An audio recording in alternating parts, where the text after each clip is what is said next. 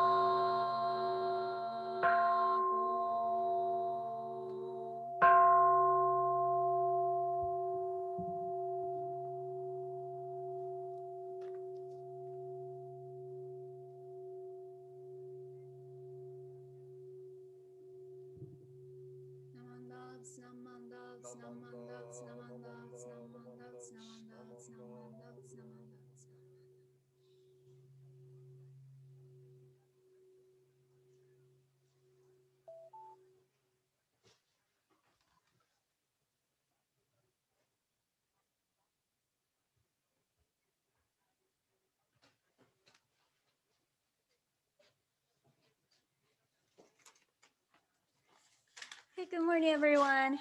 So let me answer the questions and answer a portion. Ask Sensei. So it's my turn this morning. So this morning's question is, what inspired you to get up every day? Oh, this is a good question. This question is from corner one. Yeah, thank you very much. Okay, so actually, I'm not very good at getting up early in the morning. So yeah, so since I love eating, so I always imagine what I'm going to eat the next morning and before going to bed, and I'll try to make give a good motivation, give myself a good motivation to get up for having a good breakfast next morning. Yeah, so this morning I had the baked onigiri, baked rice bowl and miso soup. So this inspired me a lot to give up every day. Yeah, thank you very much, Connor. Okay, so let's move on to uh, golden chain. Okay, let's read golden chain together. Hands together in Gassho, please. Golden chain.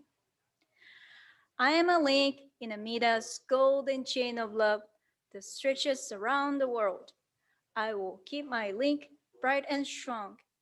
I will be kind and gentle to every living thing and protect all who are weaker than myself.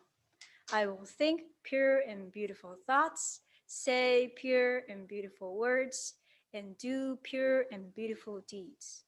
May every link in Amida's golden chain of love be bright and strong, and may we all attain perfect peace. Namo Amida Butsu. Namo Amida Butsu. Namo Amida Butsu. Namo Amida Butsu. Okay, thank you again. So I'd like to begin my Dharma talk. So please join me in Gassho again. Namo Amida Butsu. Namo Amida Butsu. Namo Amida Butsu. Namo Amida Butsu. Namo Amida Butsu. Okay.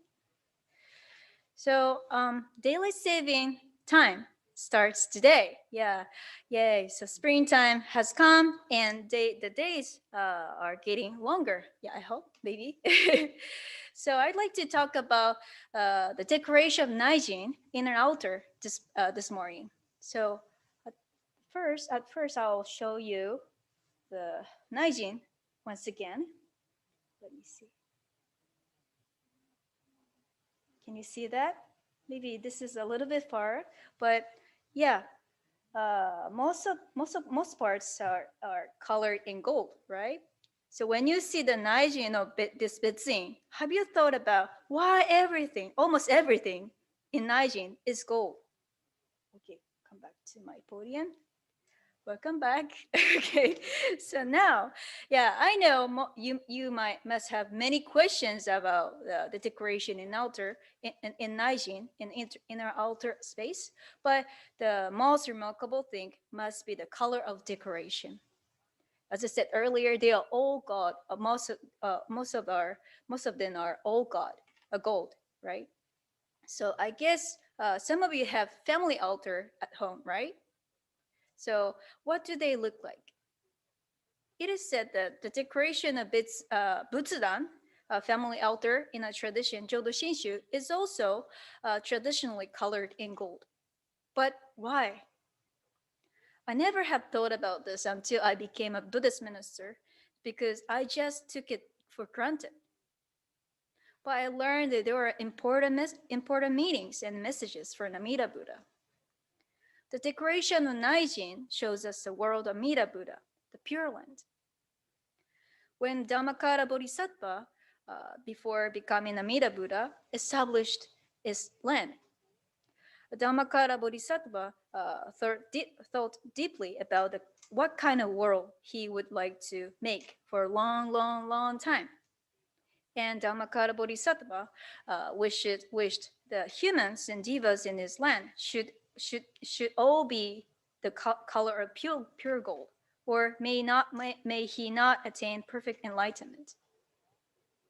And Dhammakara Bodhisattva had already completed the act of Bodhisattva and become Amida Buddha, who made his promises come true.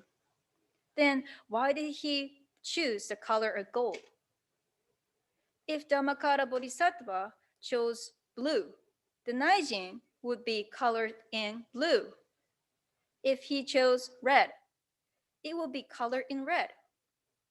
But he chose gold here. The color of gold shows us the Amida Buddha sees each of us as equally important and beautifully shining lights. So when you see your friends or family beside you, are they shining gold? Maybe not, right? So if you see them shining in gold now, that's wonderful. But you might be already a Buddha. But Buddha always see everyone is equally great and have shiny life. I hope we can see everyone in that way. But unfortunately, we cannot always see in that way like Amida does. Sometimes we can see one's life shining. For example, when you see a newborn baby, they look shiny, brand new. But on the other hand, there are sometimes some people who don't like shiny in our lives, in our eyes, right? Maybe I cannot see someone who is mean to me as important, bright and brilliant life, just like Amida's way of seeing us. This is just like we are wearing self-centered colored glasses because we see the world through these glasses. Someone or something might look good or bad depending on our mood, situations, and our way of thinking. So we see the world, but at the same time, we judge them if it's good or bad to us. We see not only the people but also our lives through these glasses. How about mosquitoes? For example, when you go on camping and you see the mosquitoes on your arm, right? Oh, it's a mosquito. You might try to kill them like this, right? With your hands, without hesitation, because you don't want to get bit by the mosquito, right? I have an animal I hate, which is frog. I would say the frog is an animal which I hate the most in this world. It's not the frog attacked me, but yeah, I don't like them. This might sound very selfish, but they look disgusting to me. I am sorry for them, but I believe I will be not. Yeah. I will not be able to get along with them ever. Yeah. We know life is important, and I know the value of each life of human beings, mosquitoes, frogs, and every living thing are all equal and important. But we cannot always say yes in the same way equally to everything and everyone. I like someone who praise me, but I might hate someone who is rude or mean to me. I like a cute puppy, but I hate the frog. We think some are important, but others are not. Others are not, depending on our perspectives, preferences, and our situations. I would say this is our. I would say this is our limitation. So that is why Amida Buddha is really amazing because Amida never judges us if good or bad, smart or stupid, or like or dislike. Without any conditions or calculations, Amida includes in its life a light of wisdom and compassion, and accepts every living thing as in a irreplaceable and bright life. Not only me, but also you, your father, mother, your friends, even mosquitoes, frog, every living thing is equally illuminated in the same compassionate light of Amida in the Pure Land. So the color of gold in Naijin reminds us of the heart of Amida, which sees every living thing as great and shiny life, which are assured us to be born into Buddha in the Pure Land. So we don't need to compare with anyone else. Remember, Our lives are always shining like gold, anytime and anywhere, even if we forget our own value of our lives. We may not be able to see the true brightness of each life, which has because of our glasses of blind passions. But Amida always tries to remind us of the true value of our lives through its light of wisdom and compassion, no matter how much we turn our back against Amida's wish. This is a strong guidance which Amida leads us without giving up on us.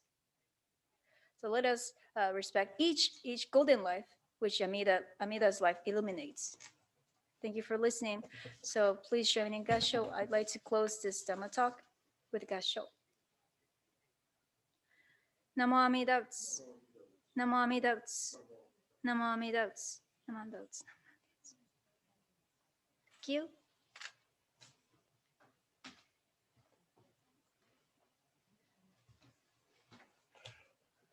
Thank you, Sensei. Yeah, the topic of frogs comes up often. But yeah, we're all in the compassion of Amida Buddha. Thank you very much, everyone, for joining us for this morning's service. I'd like to share something with you. So before you leave for class, why don't we listen to this?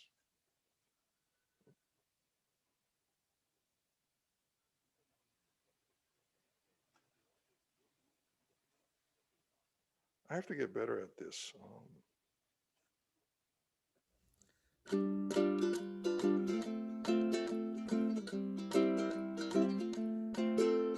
Dharma school is over for another day. Let us gather round the shrine, bow our heads and say, thank you, teacher, for your help. Thank you, everyone. Buddha's love will keep us safe till our work is done. So we'll meet again next week. Won't you take good care? Let us try to do what's right, always kind and fair. We shall spread the happiness faith in Buddha brings. Now it's time to say goodbye till we meet again. Namo Amida Butsu, sing this fine refrain. Namo Amida Butsu, sunny day or rain. Namo Amida Butsu, strong in faith remain. Namo Amida Butsu, till we meet again.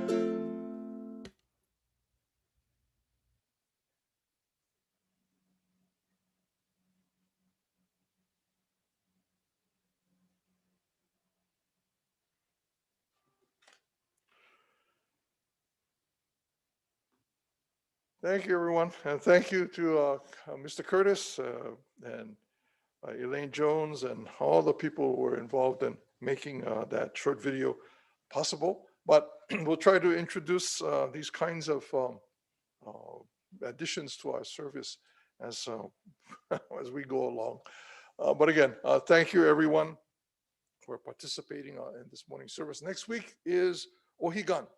We'll have both a 9:30 and a 10:10 service. 10:10 service, and our speaker will be Reverend Blaine Higa from the Kona Honganji. So please plan to come and join us for the Ohigan service. Thank you very much. See you in class.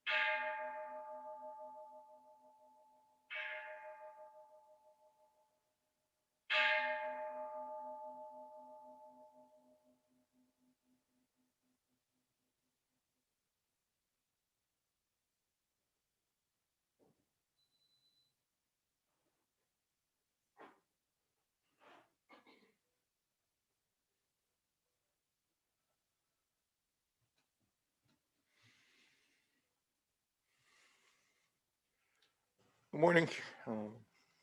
Hope everyone is well and awake. It is the first day of returning to daylight savings time. I understand, I think it's Kansho who was planning to try and introduce legislation that would uh, do away with our daylight savings time, uh, the need to adjust twice a year. And the reason is that, well, when daylight savings time was introduced, it was to help with, an agrarian kind of culture.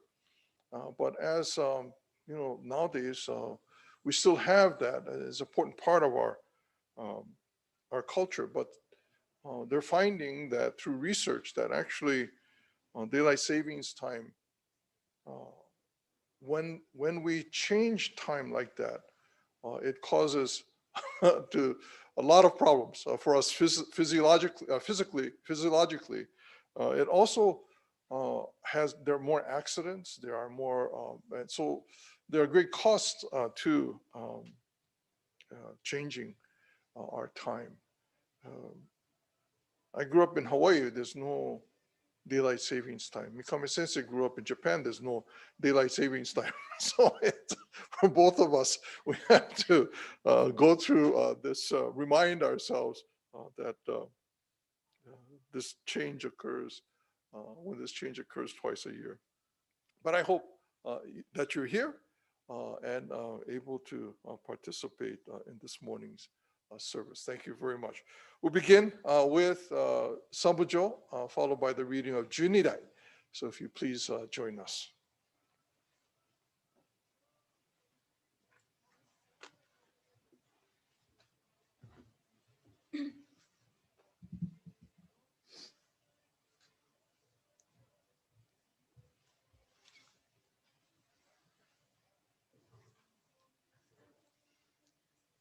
Namandals, namandals, namandals, namandals, namandals, namandals, namandals.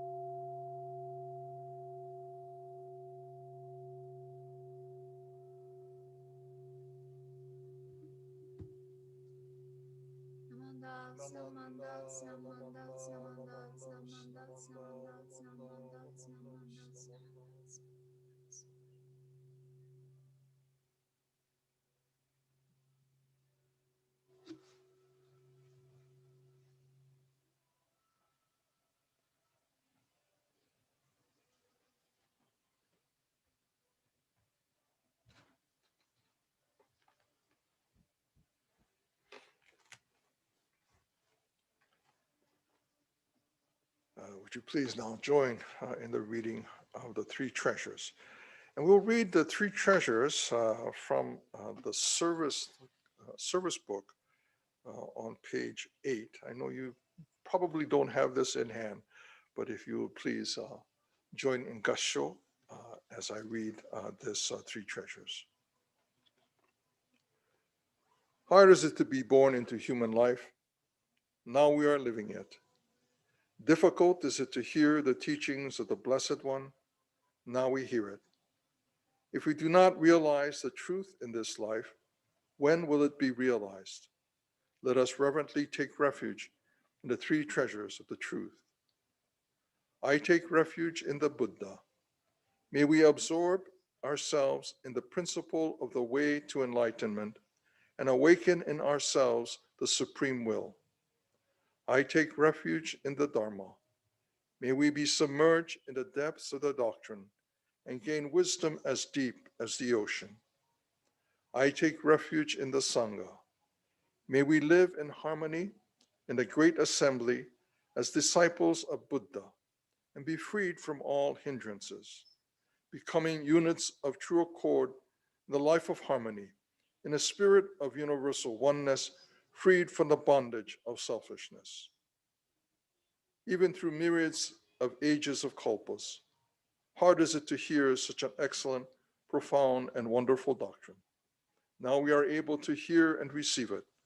Let us thoroughly understand the true meaning of Tathagata's teaching. Namo Amida Butsu. Namo Amida Butsu. Namo Amida Butsu. Once again, good morning and welcome to this morning's service. I hope you are all doing well. And if there are things that you feel that the temple can help with, please let us know. We aren't able to meet in person. We don't gather together. And so sometimes we learn of things, many days after something has happened, or we might not learn of it at all, unless you contact us, you let us know, and we will happily help in whatever way that we can. There are so many challenges that we face, and sometimes they can seem overwhelming, but please know that the Betsuin is here. You may not get a person to pick up the phone immediately, but if you call and leave a message, our staff comes in, not on a regular basis, but usually there are days when they do come in, and we'll answer phone calls, let messages, and if need to, they'll let us know of any messages that might have been left for us. But as we continue in this shelter in place, although things are changing and looking hopeful that we might be actually moving toward a easing of the restrictions in how we see and how we are able to be in touch with one another. Although there's still that on the horizon that we continue to approach, there are still things that we need to observe. We need to be sure that we continue to observe protocols that will keep not only ourselves safe, but also, just as importantly, the people around us. There's been a lot of, as people are getting vaccinated, and the elderly are, and I'm included in that group now, that tomorrow will be 2 weeks since Kathy and I received our second dose. So from tomorrow, we should be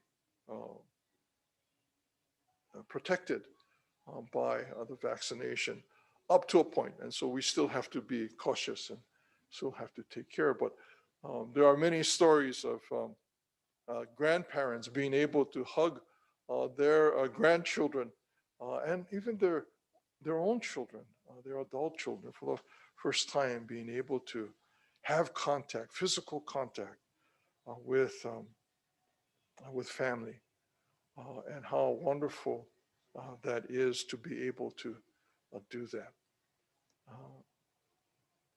As we continue to move to a time when that will be once again something that we can experience in all of our lives, we will continue to observe the protocols that keep ourselves and the people around us safe.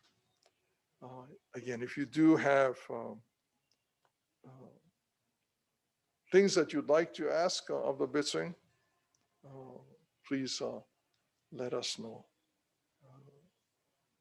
The Betsuin, as with so many other temples, are trying to help out in whatever way we can, not just in this pandemic, but to try to manifest through our actions and what we do in terms of our relationship to the world around us, to express the principles or ideals of Buddhism, being concerned for the welfare of others, and to act in a way that, as best as possible, nurtures and supports life. In Jodo Shinshu, we understand how difficult it is to do that we are indeed not Buddhas, but we can aspire, and in aspiring to try to align our behavior to those ideals that are a part of our tradition. For many years, and this may seem like a kind of a weird turn, but for many years, the Buddhist Churches of America has had a endowment foundation. Endowment, it started out with a small kind of a goal to establish this endowment that would help to support the activities of the organization. And the Zaidan Fund, or the Zaidan kind of endowment, was established. And this was very early. And all of the meetings that we have on a district or national meetings, we often contribute to this Zaidan Fund. And the Zaidan Fund is collected and added to the Endowment Foundation. And the Endowment Foundation is an organization, well, a foundation now, that has some, I think, nearly $35 million under its management. Primarily, these are endowments that help contribute to the financing or the operations of programs. But this foundation, this endowment, has been a long time a part of our BCA organization. And we often have discussed in the past what these endowments are investing in. I remember we would have discussions many years ago when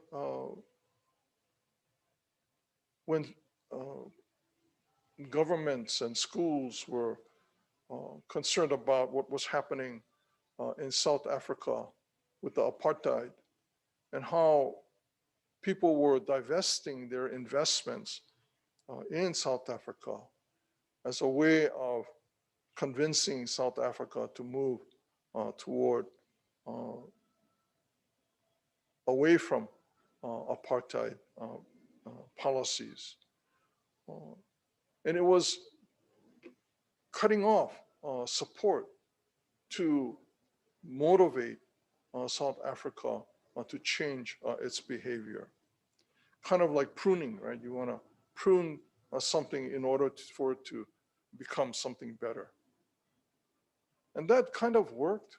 There were changes that took place, but it's enforcing something to change behavior. Forcing someone, a government or a person, an individual, forcing that person to change their behavior.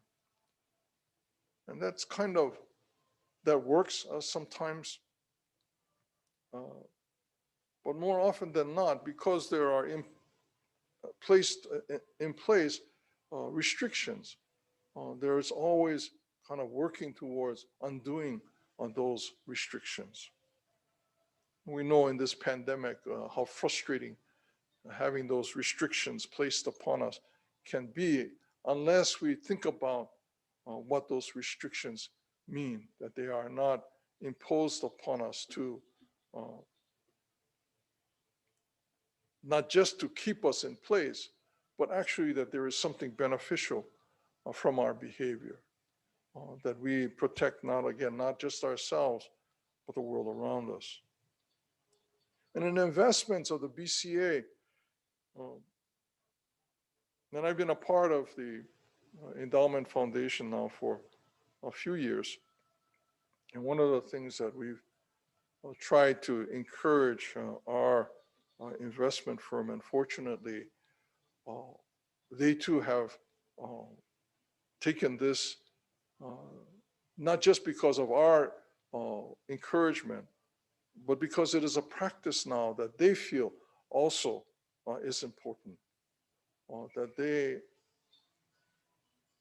carefully select investments that practice, that follow the practices of what is now called ESG, which is environmental, social, and governance. So the businesses or the investments that they make, they're consciously selecting investments that practice good environmental, social, and governance practices. That what we do as a Buddhist organization, the investments that we make are also now aligning with who we are as an organization. So it's not cutting off support, but rather investing in those things that are important to us as Buddhists. The environment being, of course, important to all of us, but that we are consciously deciding to make investments in activities that support and not damage the environment. Socially, to be involved in businesses and companies that are not involved in activities that would cause a disruption in our society. We are the investments that the Endowment Foundation is not involved in anything that, or very minimally involved in investments that are in petroleum industry or with firearms. So we know that what we're investing in doesn't harm us, the environment, or have the potential to harm others. Another area that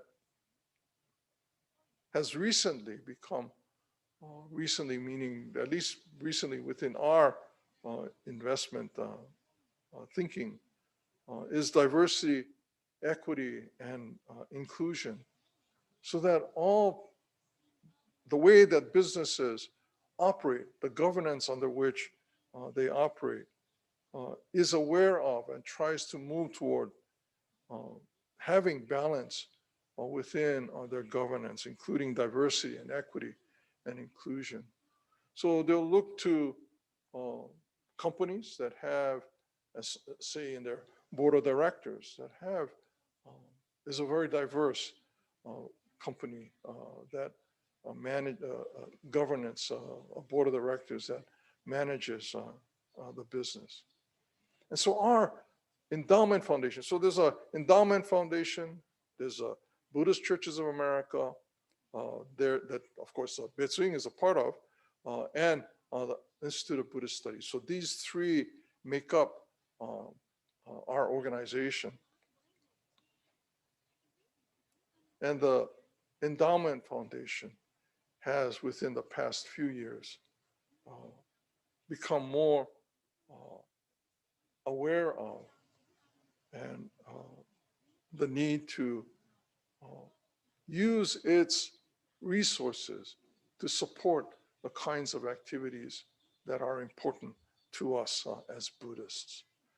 So we're not just taking away from things that we don't like, but we're actually investing in things that that are in line with the values that we as Buddhists hold. to be important. I think as we, look at the kinds of issues that we have faced over the past year, or at least have been brought to light over the past year into our awareness. These things have been around for a very long time. It's not recent, it's only recently that perhaps we've given more attention to the difficulties that exist within our society, whether it's in social justice or environmental issues, or the way that we behave in politics. That these kinds of challenges that we face have always been a part of who we are as human beings. And as Buddhists, we have something important to contribute to that discussion. And I think as Buddhists, we can align all of our effort to move in a direction that will support and nurture those kinds of ideas and experiences that come from the teachings of the Buddha, which is at the core an understanding that the difficulties that we experience and that we cause results from our own narrow view of the world, holding on to that narrow view to be true and real, when we need to look more carefully at how we understand the world and to open up the possibilities that we as human beings can experience. If we look only through the narrow lens, we see only a part of the world that we are part of. And when it comes into conflict or bumps up against something that is different, that is contrary to our experience, we might feel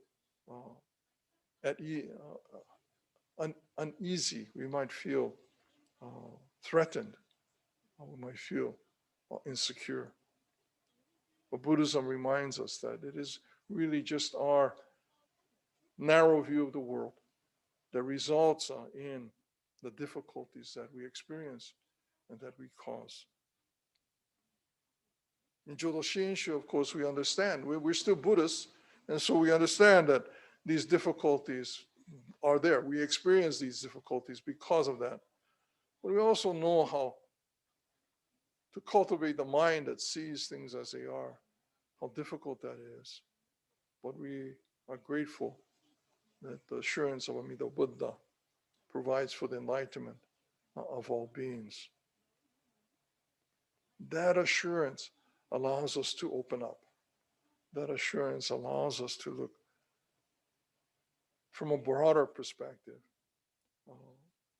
how we see the world, how we experience the world. It allows us to look beyond the narrowness of our views and to begin to see others as ourselves, as a part of the humanity that we all share. As we continue in this pandemic, we are isolated, and yet we found ways to connect to one another. It's certainly not the same. We have not had anyone in this hondo except maybe one person, Michael Jones, in the past year come into this hondo. And Michael was working on a project for his study class. But we have very little contact. A temple leader came into the office about a month ago and looked around and said, wow, everything's changed, and realized that he hadn't been in our office for several months. But we found ways to reaffirm the importance of the relationships that we share with the family and friends around us. As more of us are able to be vaccinated, the opportunity to be in the presence of one another, to be able to see, not through a video, a virtual video image, but to be able to, in the presence of one another, and to reestablish the connections. The authorities are saying, well, people who kind of study these matters says, it's not going to be like switching a light switch. As we return to somewhat the life that we were experiencing before the pandemic, it will take time. Even the idea of having eye contact as we speak with one another, it may be uncomfortable to see another person initially, but that we will be able to, again, adjust and learn from one another as we begin to reestablish the connections that nurture us, that support us throughout our lives. Again, please take care. We continue to observe protocols here at the Betsuin. We'll try to slowly open up, but we'll do so very carefully, making sure that we are able to assure those who come into the Hondo, come back to the temple, will be safe, and will be confident that they will not be risking their lives coming to the temple.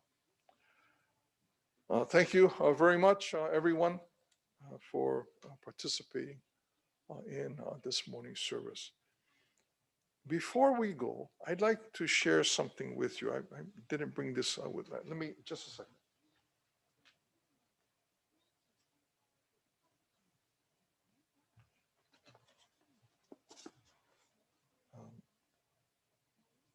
People have been working hard to do these things, and I want to thank Elaine Jones and Curtis Takahashi and a slew of other people who have made this possible. So please enjoy.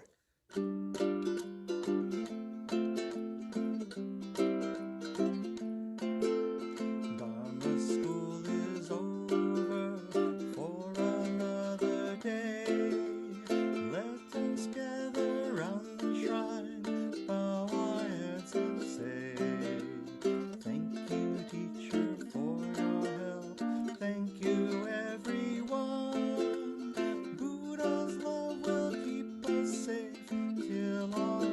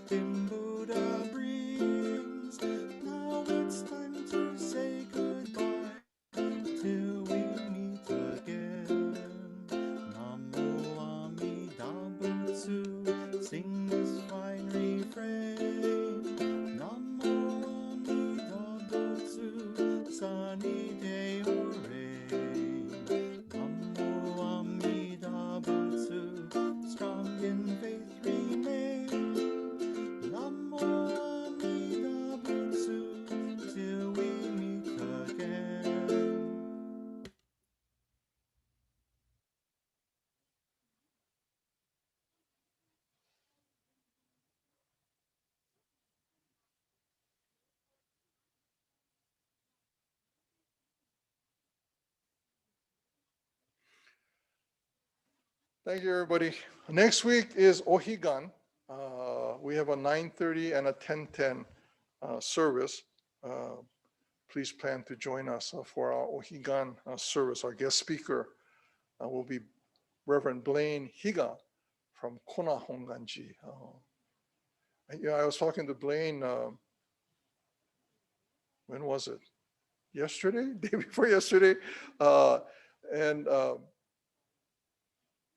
I realized that we were changing. Well, I said, yeah, got to be careful because we're changing to daylight savings time. And I felt so badly afterwards. I was thinking, now he's going to be 3 hours ahead of us. So when he joins us for the 9:30 service, it'll be 6:30 in the morning for Blaine in Hawaii. But he will be joining us for our Ohigan service next week. Again, thank you very much, everybody. Please take care. Bye-bye.